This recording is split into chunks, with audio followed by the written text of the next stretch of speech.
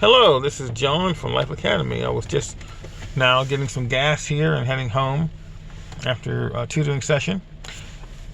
And I was thinking about how we're so concerned with the virus, the coronavirus, and a thought hit me that right now there's probably 160 some odd deaths. I mean, it goes up every day, so it's less than 200 in the United States. In China, there's probably about 3,000. The point is, people are dying, and the numbers aren't really matching an epidemic number that you would be like really fearful about. They're talking about the authorities in California speculating that in maybe 5 months or so, there's going to be 25 million people affected by the numbers. That comes from what is called extrapolation. Extrapolation basically means that you look at something and you can predict, or you try to predict based on how it's moving, how it will end up. And so I remember back in the 80s when the AIDS virus was a new thing. People were dying from AIDS. And at first it affected gay men. Then it started to affect people who were sleeping with gay men, women.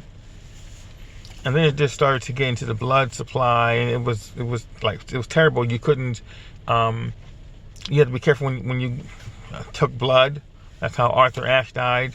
I remember they told the adult industry they had to use condoms. So a lot of things changed, and they speculated that we would all be affected in the matter of 5 years. We would all be dead, and didn't happen. And so what I'm thinking is this: in the United States, there are about 12.5 million deaths by auto accidents. 12.5. And so if you look at that, we're talking about over 3,000 a day.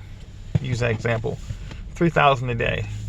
And also, every 5 seconds a car crashes. Now, as I sit here and I count to 5, and I go 1, 2, 3, 4, 5. I heard nothing. But somewhere a car has crashed. Also, today, 3,000 people have died from car crashes. Maybe less now because people aren't driving as much, but on an average day, without any kind of extra precaution that we're taking now, people are dying. But ask yourself, do you know anyone who recently has died, or think back on the times when it was not as as stressful as today. People aren't living normal lives, but thinking back on the time before the coronavirus, do you know anyone who was in a car crash?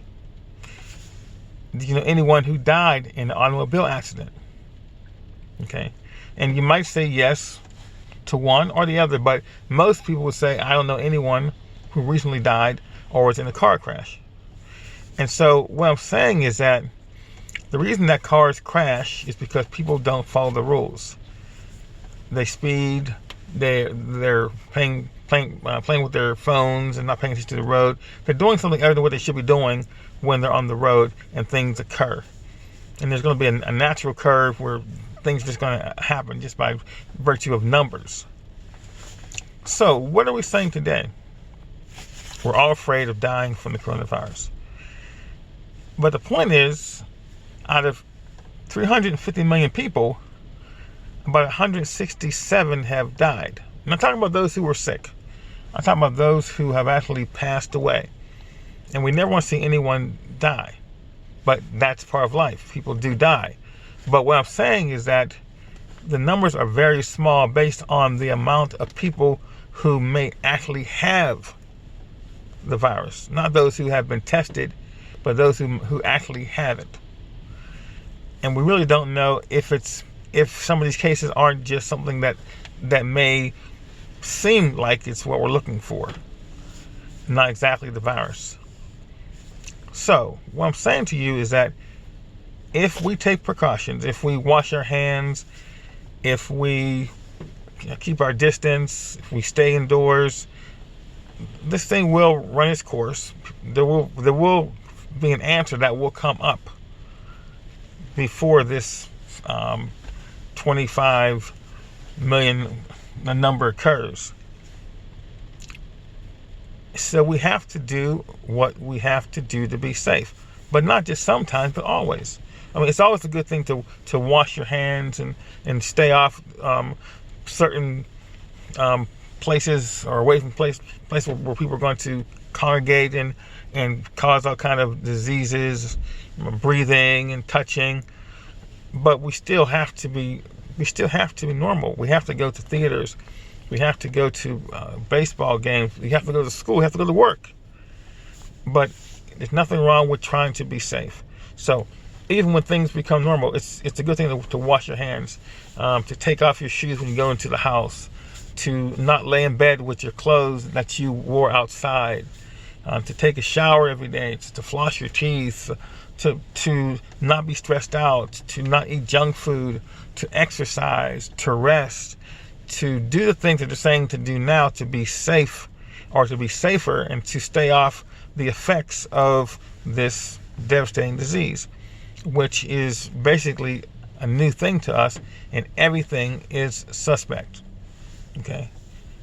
And so the answer to the problem is that we have to do the right thing.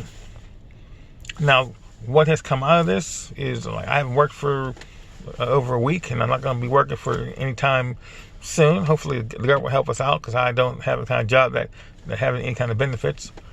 But the point is, there's going to be less killings.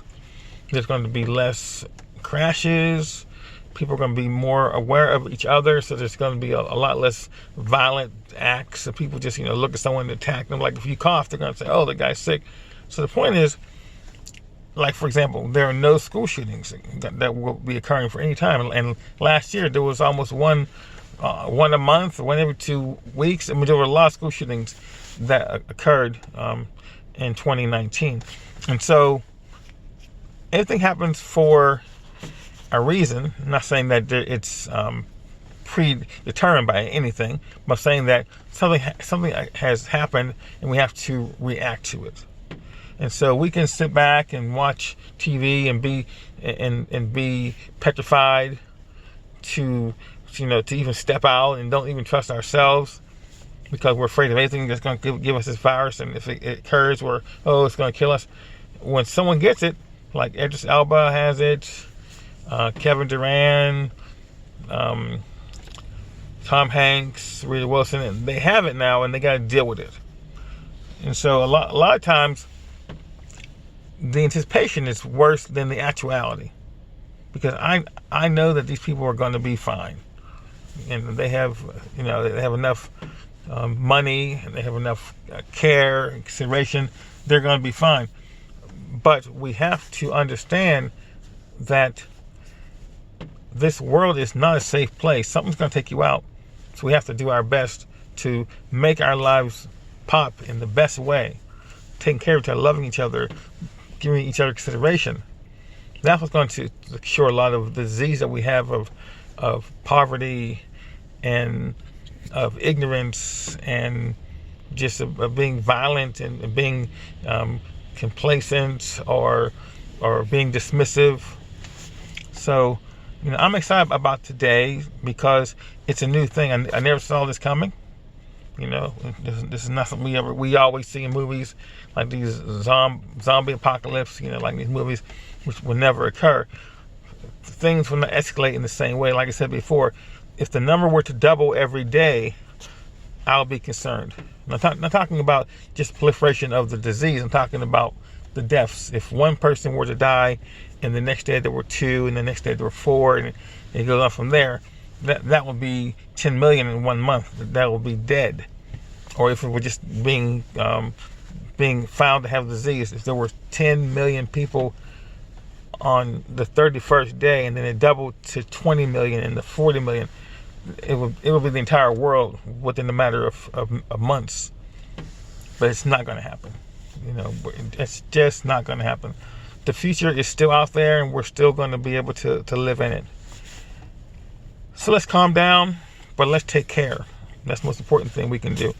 Calm down, take care, do what you can, and just let those who have the power to do more, and don't try to use any guessing, any quasi science and any witchcraft, voodoo stuff, and religious,